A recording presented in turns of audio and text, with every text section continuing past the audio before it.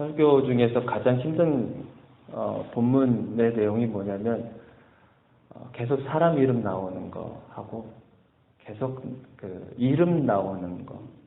그거 나올 때가 제일 까다롭기도 하고 그래요.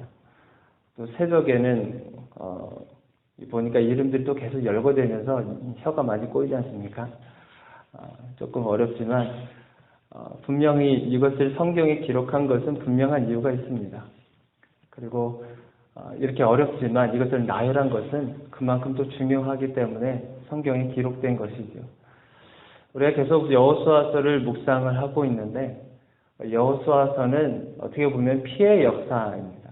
전쟁의 역사이고 하나님의 약속을 따라서 이동한 하나님의 백성들이 결국엔 전쟁을 통해서 그리고 하나님께서 도우시긴 했지만 그곳에는 분명히 피가 있었고 그 정복의 역사가 있었습니다.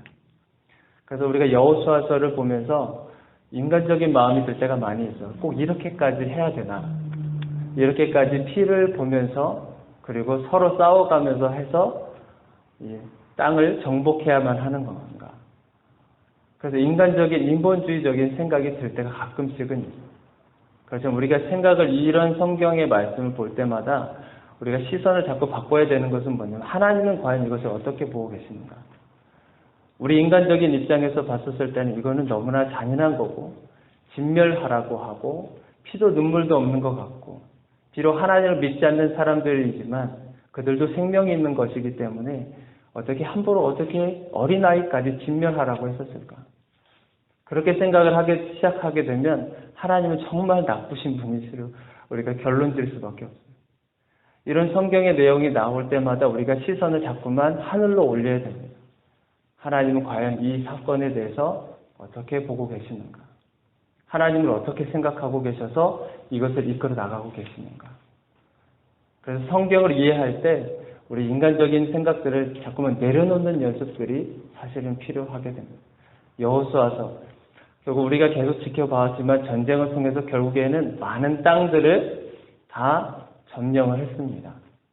그렇지만 아직 점령하지 않은 땅도 조금 있어요. 우리가 오늘 본문에 읽지 않았지만 그 전에 어제 말씀이었을 거예요. 거기에는 블레셋 지역, 지중해 연안해 쪽에 있는 그 블레셋 지역에 있는 땅은 점령하지 않았고요. 그 몇몇에 있는 땅도 아직 점령하지 않은 상태입니다. 그렇지만 오늘 말씀은 이미 이제 정복한 그 땅에 대해서 이제 분배를 하게 되는 것이죠. 이제 땅을 점령했으니까 이제는 다 같이 살 수는 없잖아요. 그 많은 백성들이. 그래서 이제는 분배를 시작하게 된 겁니다. 첫 번째로 분배하게 된 것이 오늘 본문 말씀에서 읽었던 르우벤 지파와 그리고 갓 지파와 그리고 므낫세 반 지파에게 나눠준 그 땅이에요. 이 세 지파에게 주었던 그 땅은 요단강을 중심으로 해서 동쪽에 있는 땅입니다. 요단강을 중심으로 해서 동쪽. 그러니까 요단강을 건너야 가나안 땅에 들어가는 건데 그 가나안 땅에 들어가기 그 전에 동쪽 편에서 점령했었던 땅이죠. 그러니까 이 요단 동편에 있었던 땅은 사실 여호수아가 점령한 땅이 아니라 여호수아 전에 누가 있었냐면 모세가 있었죠. 모세가 이미 그 땅을 점령한 상태였었습니다. 모세가 점령한 그 땅. 그래서 그때 당시 모세가 있었을 때 이 요단 동쪽에 있었던 땅 그 나라들이 네 나라가 있었습니다. 네 나라. 에돔, 기억이 나실 겁니다. 에돔, 모압, 그 다음에 암몬, 아모리라고 하는 왕 네 나라가 있었던 지역이에요. 그래서 이 땅을 모세가 어떻게 점령을 했는가? 우리가 이스라엘 백성들을 두 부류로 나눕니다. 하나는 광야 1세대라고 부르기도 하고 그것은 뭐냐면 홍해를 직접 건넌 세대를 말해요. 홍해를 직접 건넌 세대를 광야 1세대라고 우리가 흔히 부르기도 하고 광야 2세대는 뭐냐면 광야 1세대가 다 죽고 나서 그리고 나서 그 후손들로 이루어진 세대를 광야 2세대라고 부르죠. 그래서 이 모세가 광야 2세대들을 데리고 그리고 이 땅들을 점령해 나가면서 결국엔 어디까지 가냐면 요단강을 건너기 바로 전 모압 평지라고 하는 곳에 가게 됩니다. 그러니까 이 땅들을 이미 다 점령한 상태인 거예요. 요단강의 동편 쪽에 있는 땅은 다 이미 점령한 상태입니다. 그 상태에서 이제 마지막으로 모세가 고별 설교를 하게 되고, 그리고 이스라엘 백성들이 여호수아와 함께 이제 가나안 땅에 들어가게 되는 거죠. 그래서 이 땅은 이미 모세가 다 점령한 상태였었어요. 그리고 나서 요단 서쪽, 이제 요단강을 건너서 가나안 땅에 다 들어가서 그 땅들을 다 점령한 후에 이제 어느 정도 땅들을 다 점령했기 때문에 이제 땅을 분배하게 되는 것입니다. 그래서 이 요단 동쪽에 있는 이 나라들을 다 점령한 상태에서 이 세 지파에게 나눠주게 되는 거예요. 그래서 므낫세, 그리고 르우벤, 갓, 요 세 지파에게 이제 나눠주게 되는 겁니다. 나눠주는 데 있어서 기준이 있어야 되잖아요. 그냥 막 나눠주면 안 되잖아요. 너네 르우벤 너네들은 가장 큰 첫째니까 이만큼 많이 가져라.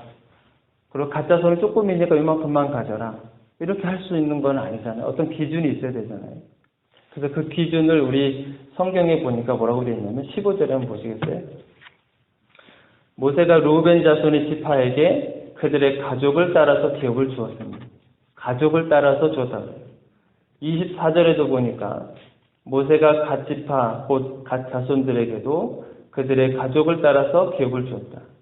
29절에도 보니까 모세가 므낫세 반지파에게 기업을 주었으되 므낫세 자손의 반지파에게 그들의 가족대로 주었다.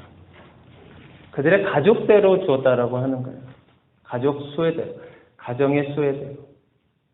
어느 지파는 굉장히 자손이 많아서 가정이 굉장히 많은 지파가 있을 것이고, 또 연약한 지파 같은 경우에는 그 가족 수가 적을 수도 있어요.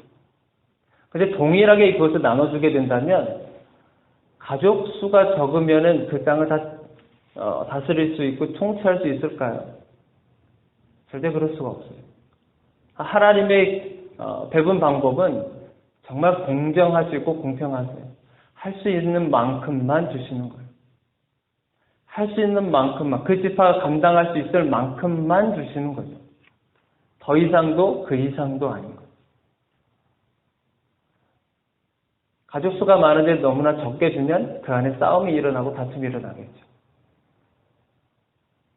그런데 가족 수는 적은데 땅이 많으면 그 안에 욕심이 드러나겠죠.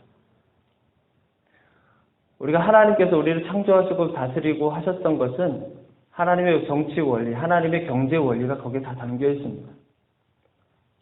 이 할 수 있는 만큼만 너희들이 감당하라는 거예요. 그 이상으로 가게 되면 그것이 욕심이 되고 그 욕심이 결국에는 화를 가져오게 되는 거죠. 하나님께서 다스리는 경영 방법, 그래서 굉장히 이성적이고 굉장히 계산적이세요. 하나님은 추상적이신 분이 아니십니다. 굉장히 계산적이시고 정확하신 분이시죠. 그래서 우리에게 주신 그것은 그것만큼 우리가 감당할 수 있기 때문에 주시는 겁니다. 그래서 하나님께서 이 땅, 요단 동쪽에 있는 이 땅, 이 세 지파에게 나눠주셨던, 그리고 앞으로 계속 보게 되겠지만 그 가족 수에 따라서 하나님께서 땅을 분배하신다는 사실. 그러면 왜 하나님께서 이 땅을 분배를 하셨을까요? 하나님께서 땅을 분배하신 이유가 있습니다. 하나님이 물론 하나님의 전지전능하시고 말씀으로 그냥 통치하시고 다스리시기만 하면 돼요. 여호수아야 이렇게 해라, 누구야 이렇게 해라, 말씀만 하시면 되는 분이세요. 그런데 그렇게 하지 아니하시고 다 땅을 분배시킵니다. 왜 분배시켰을까요? 그건 뭐냐면 하나님께서 너희들 보고 그것을 다스리고 통치하라는 거예요. 이제 땅을 점령했으니 사실 이스라엘 백성들은 은혜의 때가 있고요. 하나님의 전권적으로 도움이 필요한 때가 있고요. 하늘에서 만나와 메추라기가 내려오듯이 아무것도 하지 않았지만 하나님께서 도와주시는 때가 있고, 그리고 그 때가 지나서 이제는 직접 자신들이 경영해야 할 때가 오는 거예요. 물론 그것은 하나님이 통치하시는 것을, 통치 아래에서 그것을 경영하는 것을 말하는 거죠. 그래서 하나님께서 땅을 분배시키신 이유는 경영하라는 겁니다. 제대로 경영하라는 겁니다. 이제는 하나님의 나라가 섰으니 이제 제대로 경영하라는 거예요. 모든 걸 다 만들어놨습니다. 예를 들어서 교회도 마찬가지, 회사도 마찬가지, 어떤 무슨 음식점을 창업을 한다 할지라도 그 안에 모든 것을 다 집어넣잖아요. 그러고 나서는 경영을 해야 되는 거죠. 경영 안 하고 그냥 인테리어만 신경 쓴다면 망하는 거예요. 그래서 경영하라는 겁니다. 이 땅을 경영하라는 거예요. 무슨 방법으로 경영하냐면 하나님의 통치 방법으로 경영해 나가라는 거예요. 하나님의 통치 방법은 무엇이냐면 하나님께서 모세에게 주셨던 율법과 십계명이 있습니다. 그러니까 이 땅을 경영해 나가는 데 있어서 중요한 것이 뭐냐면 하나님의 법대로 경영해 나가라. 내가 주었던 율법과 십계명을 너희들이 생각해내라는 거예요. 하나님께서 모세에게 주셨던 율법과 십계명은 우리가 잘 알듯이 제일 성경을 읽히고 싶지 않은 부분에 있어요. 레위기와 신명기. 꼭 거기에 가서 멈추잖아요. 성경을 읽다가. 저도 몇 번 돌아가지고 있습니다. 그러나 레위기하고 신명기가 얼마나 중요한지 몰라요. 이스라엘 백성들에게 있어서 너무나도 중요하고 가치관이 형성되는 것이고 정체성이 무엇인지가 정확하게 나와 있는 책이 레위기와 신명기예요.